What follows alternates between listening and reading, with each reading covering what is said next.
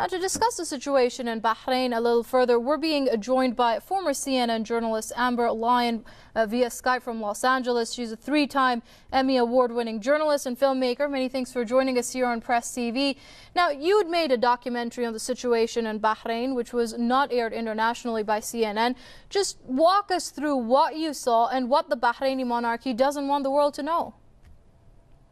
Well, we did this documentary right after the intense crackdown with the help of Saudi troops back in March of 2011. And we witnessed doctors who had said that they'd been abused and tortured at the hospital. We saw the militarization of the main hospital in Bahrain. We talked with ambulance drivers who had broken legs and were beat by security forces, patients who'd actually run out of the hospital beds in their hospital gowns because they were so terrified about the military taking this over. And so the situation there was pretty dire when you look at the human rights abuses going on. And we came back to the US and right away wanted to get the story out to the public and eventually came out with a documentary called I Revolution that did air on CNN in the US but was never shown on CNN International. Right. Now, this did create a bit of a controversy, as you said that this was done because the Bahraini regime was paying CNN to keep it off air, internationally speaking. Now, the Bahraini regime has gone through great lengths at covering up the uprising, like hiring major PR firms, etc.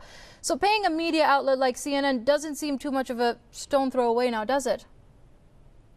Well, and with this situation too, I mean, we can never prove black and white that Bahrain intimidated CNN into not airing this documentary. But if you look at the situation, the same time that this documentary that was one of the most stark reports on the reality of the Bahrain regime, that it didn't air on CNN International. At the same time, Bahrain was a paying customer at CNN, actually paying for content. What I say is disguised as news because it was very difficult for viewers to figure out this content was sponsored by the Bahrain regime.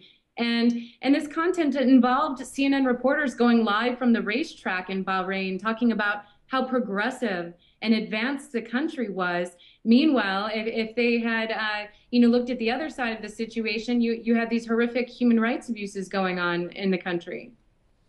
Now, you've also criticized the U.S. support for the Bahraini regime and stated that the media censorship of your Bahrain documentary is connected to this greater plan of a war in Iran. Would you care to elaborate on that? Yeah, well, what's going on is the United States public is constantly being inundated with reports that are demonizing Iran and Syria. I mean, it's all over the nightly news and in the papers, blogs, and in journalistic outlets.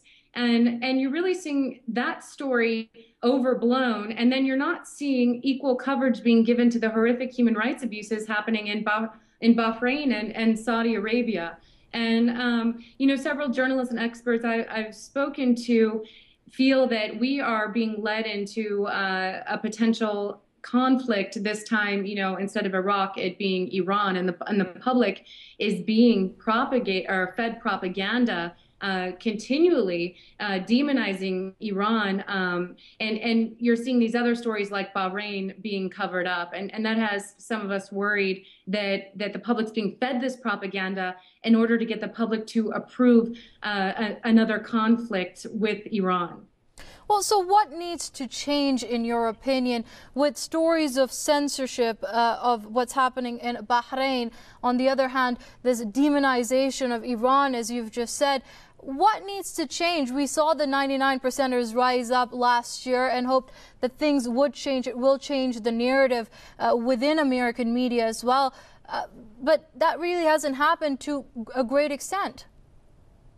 Yeah, I mean, and even that movement itself hasn't been accurately covered in the U.S. There have been a lot of claims that that movement has been buried in the media as well, unfortunately. And I've witnessed that myself as being a reporter who's been out on the street covering the Occupy movement. What needs to change? I'd say that the journalists that see that this censorship is going on and also see that that propaganda is being fed to viewers, I think they need to come forward and take a stand. In the end, I think that complacent journalists are helping to kill journalism here in the U.S.